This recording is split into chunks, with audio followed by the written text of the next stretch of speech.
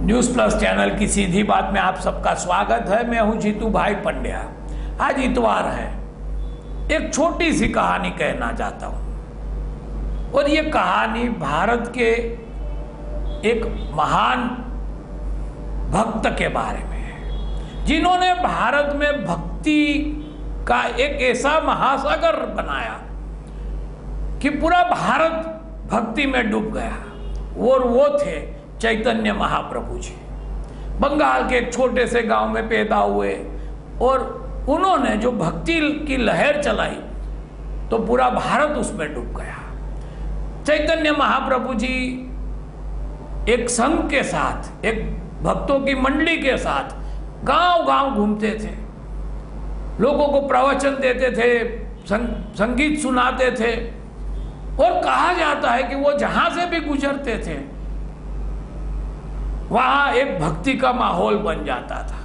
अकाल वाले गांव में बारिश हो जाती थी और महामारी फैली हो, ऐसे गांव से रोग भी भाग जाते थे। उनका एक भक्त था, ब्राह्मण था, उनके साथ रहता था हमेशा। 35 साल से वो महाप्रभु जी की सेवा करता था। हम उसे व्योमेश कहेंगे, असली नाम मुझे याद नहीं आ रहा है। व्योमेश ने महाप्रभु जी की ऐसी सेवा की। महाप्रभु जी भगवान की पूजा करते थे और सिर्फ व्योमेश की ओर देखे तो व्योमेश को पता हो कि भगवान को चंदन चाहिए। महाप्रभु जी भोजन कर रहे और वो व्योमेश की ओर देखे, व्योमेश को पता चल जाए कि भगवान को सब्जी चाहिए या पानी चाहिए। बोलने का नाता टूट सा गया था। नजरों से बात हो जाती थी, दिल से बात हो जाती थी।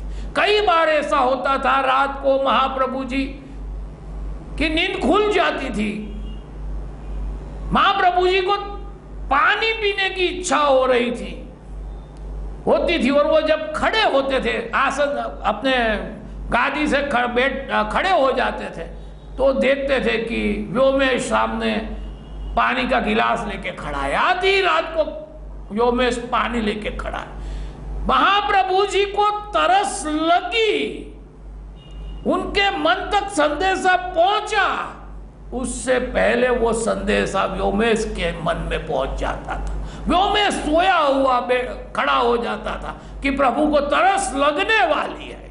याद रहे, प्रभु को तरस लगने वाली है, ये बात व्योमेश को पहले पता चलती थी, महाप्रभु जी को बाद में पता चलती थी कि ये शरीर अब पानी मांग रहा है। और व्योमेश वहां खड़ा होता है पानी लेके। 2-4 मिनट के बाद महाप्रभु जी की नींद टूटती है। महाप्रभु जी देखते हैं तो व्योमेश वहां खड़ा है। ऐसी दोनों के बीच में प्यार और मोहब्बत की एक दास्तां बन गई थी। महाप्रभु जी अपनी कथा में, अपने प्रवचन में कहते थे कि ये व्योमेश ना हो तो मेरा क्या हो। व्योमेश को कहते थे कि व्योमेश तू मेरी मां रहा होगा, 2, 5, 15 जन्म तू मेरी मां रहा होगा, मेरा पिता रहा होगा, तू मेरा कितना ख्याल रखता है। वो कहते थे कि व्योमेश तू ना हो तो मेरा क्या होगा। वो गिड़गिड़ाते थे कि व्योमेश कभी तू मुझे छोड़ के मत जाना।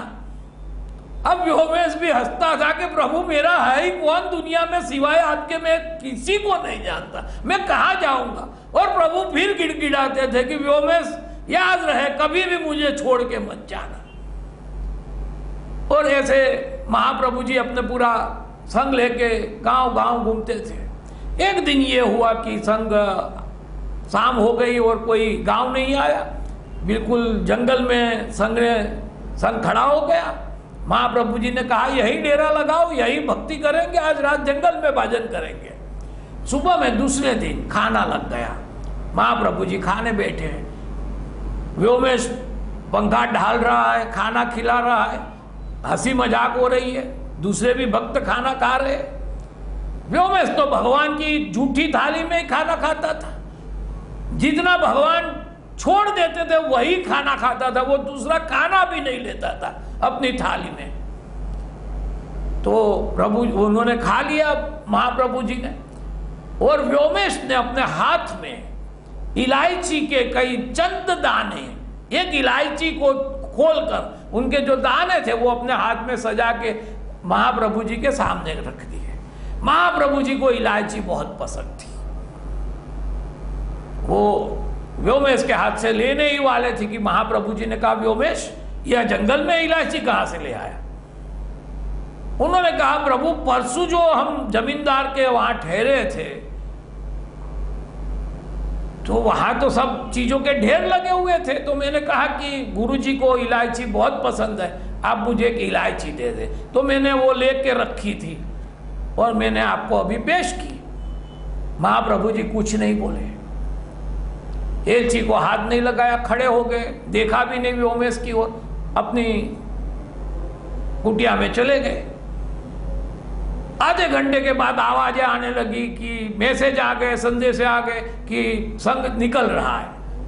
व्योमेश ने गुरुजी का सब सामान जुटाया, सब इकट्ठा किया सामान और बैलगाड़ी में जाके रखा। उनकी भी एक छोटी सी अपनी पोटली थी, वो भी वो ले लिया उन्होंने, और गाड़ी में वो बैलगाड़ा वहां खड़ा था, वहां वो बैठने के लिए जा रहा था। इतने में महाप्रभु जी सामने आए।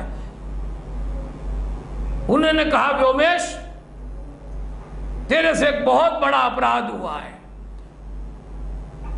तूने भगवान पे अविश्वास किया है, तूने एक मेरे लिए एक इलायची मांग ली। तुम्हें पता है हम कभी किसी से कुछ नहीं मांगते, और जब तूने भगवान पे भरोसा छोड़ दिया है तो मैंने तेरा साथ छोड़ दिया है। अगर मुझे जरूरत होती इलायची की तो भगवान मुझे देते, अब तू भगवान बन गया मेरा, तू मेरे लिए इलायची की व्यवस्था करेगा। तूने सोचना शुरू कर दिया मेरे बारे में और तू भगवान को भूल गया, भरोसा नहीं रखा भगवान पे, तू मेरी नजरों से गिर गया है। अब तू मेरे साथ सामने कभी आना नहीं, मेरे साथ में अब आओगे नहीं, अब यही रुक जाओ और फिर कभी मुझे मुंह मत दिखाना अपना। बड़े कठोर शब्द कहे। व्योमेश पे तो वज्र का आघात हो गया, कुछ बोल नहीं पाया, वो रोना शुरू किया, बस रोता ही रहा।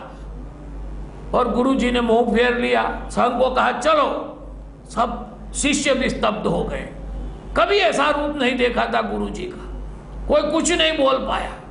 व्योमेश खड़ा खड़ा देख रहा है, गुरुजी का कारवां आगे और आगे बढ़ रहा है। व्योमेश को अंदर से पता था कि गुरुजी मेरे बिना नहीं रह पाएंगे, अभी किसी को भेजेंगे मुझे बुलाने के लिए। वो वही खड़ा होकर कारवां को जाते हुए देख रहा है, वो गुबार उठ रहे हैं, धूल उड़ रही है कारवे की, वो धूल उस पर आ रही है, व्योमेश पे आ रही है। गुरुजी से उठी हुई धूल, उस पे से भी व्योमेश गुरुजी की सुगंध महसूस कर रहा है, सोच रहा है कभी आ जाएंगे, गुरुजी आएंगे मुझे लेने के लिए। उन्हें पता है कि मैं ऐसा नहीं आऊंगा, उन्होंने मुझे बड़े कठोर शब्द कहे, कोई आदमी लेने आएगा तो मैं नहीं जाऊंगा, खुद गुरुजी आएंगे तो ही मैं जाऊंगा। फिर सोचता है, फिर रोता है, फिर सोचता है, उन्होंने मुझे जंगल में छोड़ दिया, कहा यही रुक जाओ, बात मेरी थोड़ी है, मैं तो यही रुक जाऊंगा। पर कौन गुरुजी को रात को उठ के पानी पिलेगा, किससे, मेरे सिवाय किससे पता चलेगा कि गुरुजी को प्यास लगने वाली है। उन्हें मांगना पड़ेगा, पानी भी मांगना पड़ेगा, चंदन मांगना पड़ेगा, खाना मांगना पड़ेगा। बहुत रोया, शाम हो गई, रात हो गई, थक कर वहीं बैठ गया, कोई आया नहीं, कोई बुलाने नहीं आया। दूसरे दिन जब दूसरे शिष्यों ने कहा कि गुरुजी आपकी बात सोचते हम, उनसे गलती हो गई कबूल, मगर आपकी सेवा वो जो करता था हम में से कोई नहीं कर पाएगा, आप उसे बुला लो। महाप्रभु जी ने बड़े सखत शब्दों में कहा कि आज के बाद अगर कोई ने मेरे सामने इनकी बात भी निकाली, उनका नाम लिया, मैं उसे भी बाहर कर दूंगा। कोई मुझे उनका नाम नहीं सुनाएगा, मैं अभी उनका मुंह देखना नहीं चाहता हूं। बरसों बीत गए, गुरु जी की उम्र हो गई, महाप्रभु जी बूढ़े हो गए, कोई जगह पे ठहरे हुए थे, सब शिष्य आसपास में बैठे हुए हैं, बात चल रही है। गुरु जी थोड़े बीमार थे उस दिन, थके हुए थे, अचानक वो रोने लगे। महाप्रभु जी इतना रोए, कभी किसी ने नहीं देखा था। वो तो खुशी के महासागर थे, वहां जो भी आसपास आ जाता था वो नहीं रो पाता था। आज महाप्रभु जी रो रहे, इतना रो रहे। बहुत बार महाप्रभु जी रोते ही रहे, किसी की हिम्मत नहीं थी पूछने की कि आप क्यों रो रहे। आखिर में उन्होंने कहा कि पानी ले आओ। पानी पिया और महाप्रभु जी ने कहा, मेरा व्योमेश कृष्ण के पास पहुंच गया।